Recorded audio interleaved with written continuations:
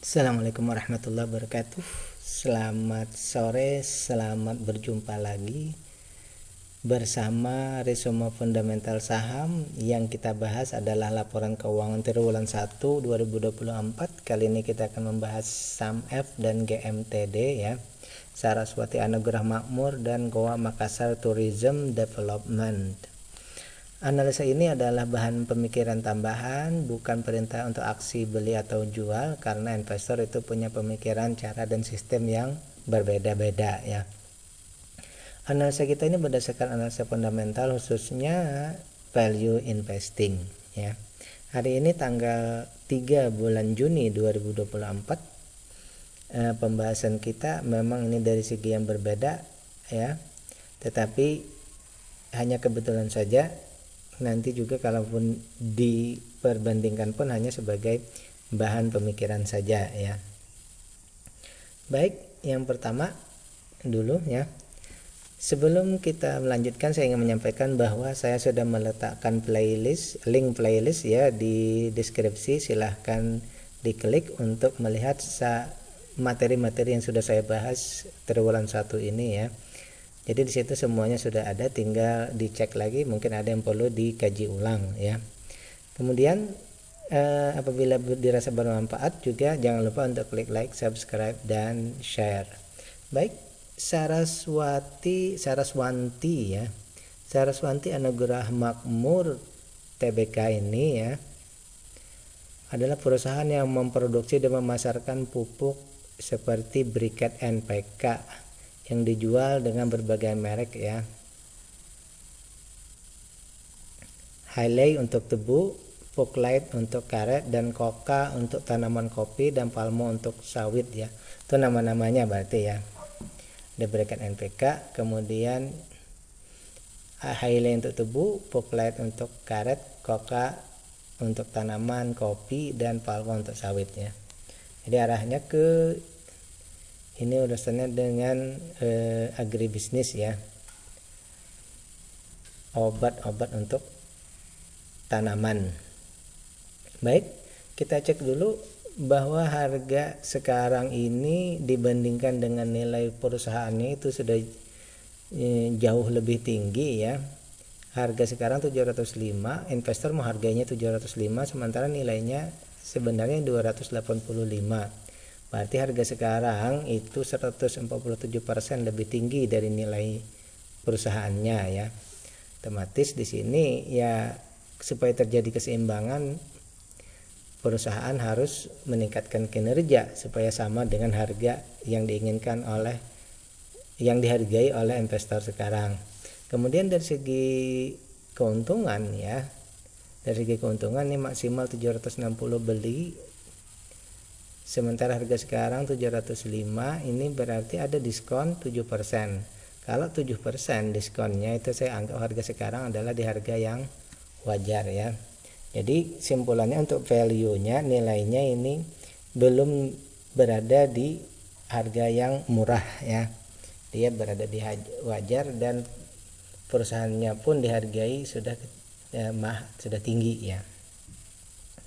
Kemudian dari segi dividen, untungnya di sini ya, perusahaan membagikan dividen payout ratio-nya yang besar ya, dividennya besar hampir 50%, dan dari nilai tersebut sebenarnya 4,98 ya. 4,98 ini sebenarnya sudah 5 lah ya. Oke, oleh karena itu kita kasih saja dividen besar juga ya. Jadi hampir 5 sebenarnya ya, tidak apa-apa, kita masukkan saja. Nah, berarti valuasinya memang sudah wajar ke mahal ya, tetapi dividennya sudah masuk dalam kategori memenuhi syarat ya. Kita lanjut ke free cash flow. Untuk triwulan ini free cash flow-nya 306 miliar ya. Kalau disetahunkan itu nilai buku dengan nilai buku itu Rp60 ya. Berarti 21% free cash flow-nya secara TTM ya, 60%. sehingga ini masuk kriteria. Tinggal kita cek. Cuma di sini yang jadi concern kita berikutnya adalah bahwa perusahaan ini punya hutang sudah di atas 50%. Sebenarnya masih aman saja ya, hutangnya berbunganya di atas 50% masih aman. Tetapi dari segi tanggungan hutang-hutang yang tidak berbunganya ini di atas 100% ya. Ya, kita bayangkan saja hutang kita itu di atas dari modal kita ya, tentu saja ini sangat berisiko ya. Seperti itu. Aset lancarnya oke. Ya. Dari segi kepemilikan ini aman, warga masyarakat di bawah 5%-nya kecil, dan betul-betul perusahaan ini ya tidak, pengendalinya tidak trading, pengendalinya tidak melegokan saham mereka betul-betul fokus pada perusahaan saja. Jadi simpulannya untuk perusahaan ini kalau menurut saya valuasinya udah agak tinggi dan hutangnya yang sudah masuk kriteria awas, berarti menunggu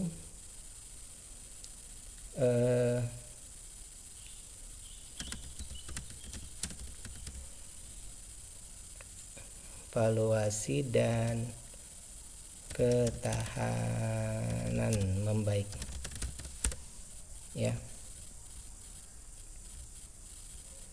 Jadi di sini sekali lagi bahwa kalau dari segi dividen sudah oke ya, sudah masuk kriteria. Cuma dari segi valuasi tadi, harganya ini kalau bisa lebih turun lagi menjadi murah ya.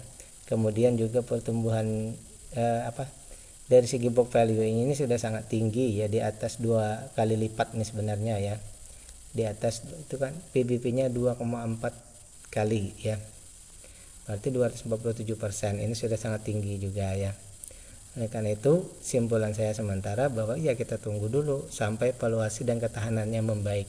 Concern paling utama kita dari 3 ini sebenarnya adalah hutangnya ini, ketahanannya ini ya. Hutangnya ini harus turun dulu di bawah dari 100 ya. Itu kalau menurut saya. Jadi concern pertama ini hutangnya ini turun dulu ya. Baik, kita lanjut yang kedua, GMTD, Goa Makassar Tourism Development ya. Sekali lagi saya sudah membagikan link untuk playlist, sudah saya letakkan di deskripsi, silahkan dicek lagi kalau mau mencari saham-saham yang sudah saya bahas sebelumnya. Kemudian juga apabila dirasa pembahasan kita ini bermanfaat, jangan lupa klik like, subscribe dan share ya. Ini adalah Goa Makassar Tourism Development atau GMTD ya. Perusahaan ini didirikan sebagai perusahaan konsorsium antara Pemdas tingkat 1 Sulawesi Selatan dan Kota Madia Makassar, pemerintah tingkat 2 Kabupaten Goa serta pihak swasta ya. Ini kan ini tourism development tadi kan intinya berarti perusahaan bergerak di bidang investasi dan pengembangan real estate dan properti ya. Berarti di sini intinya adalah investasinya, mereka investasi di bidang pengembangan real estate dan properti. Perusahaan mengembangkan kota Tanjung Bunga yang berlokasi di Makassar, Sulawesi Selatan, dan pembangunan fisiknya dimulai 97 ya.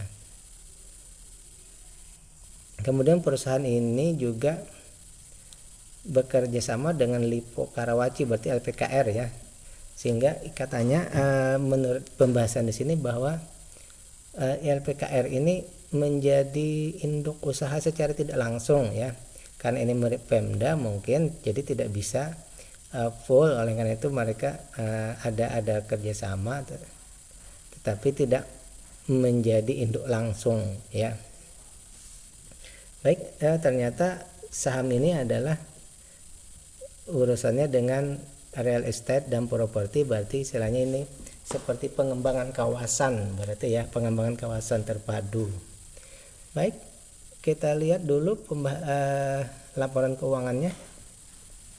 Di triwulan 1 2024 ini ya ada book value-nya itu 800-an, harga sekarang sudah 4 ribuan ya. Berarti di sini harga sekarang investor ini sudah menghargai tinggi sekali dari nilai bukunya ya, 4,76 kali lebih mahal ya daripada nilai bukunya. Nilai bukunya 800, harga sekarang sudah 4.000 ya. Ini kalau menurut saya pribadi ini sudah sangat tinggi sekali ya. Kemudian juga maksimal beli kan di 2000-an, sekarang 4.000, berarti juga dalam kategori valuasi yang mahal ya. Valuasinya juga mahal. Berarti mungkin begini, karena investor sudah mungkin pertama tadi membeli sudah lama ya, mereka membeli lama sehingga harganya sekarang sudah tinggi. Kalau kita ya sekarang mungkin melihatnya saat ini sudah tinggi ya. Kalau mungkin beli waktu yang lalu ini masih murah misal ya. Kemudian dari segi dividen ya, dari segi dividen kita mau cross check, ternyata mereka hanya membagikan dividennya 2,36%. Ini termasuk DPR yang kecil ya.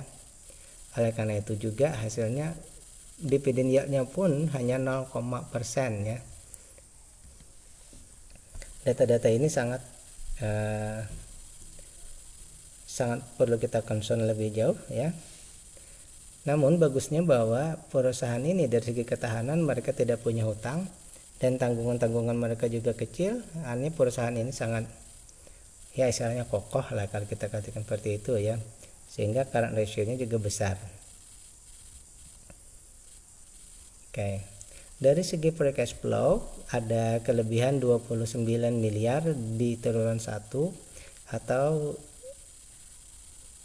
secara TTM ini ada Rp29 per lembar saham, setara dengan 3,61%.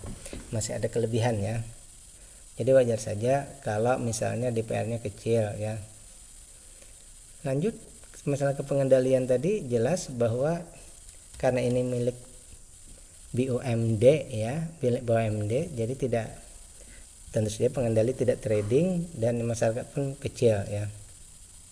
Dari dua data yang kita dapatkan di sini, bahwa saya menyimpulkan di sini perusahaan ini sudah dihargai tinggi dan perusahaan membagikan dividen yang kecil.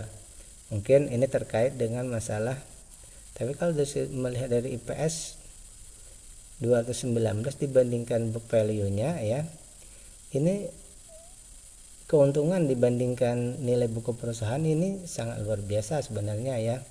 Hanya yang jadi masalah itu adalah harga, masyarakat sudah menghargai ya, investor sudah menghargai tinggi ya, masalahnya itu saja. Harganya sudah terlampau tinggi bagi kita yang ingin berinvestasi, itu saja. Perusahaannya oke-oke saja ya, perusahaannya untung benar ya, cuma harga dari investor yang sudah tinggi, sehingga kita menunggu valuasi dan dividen membaik. Itu saja ya simpulan kita. Dari segi perusahaan, saya ulang lagi ya, dari segi perusahaan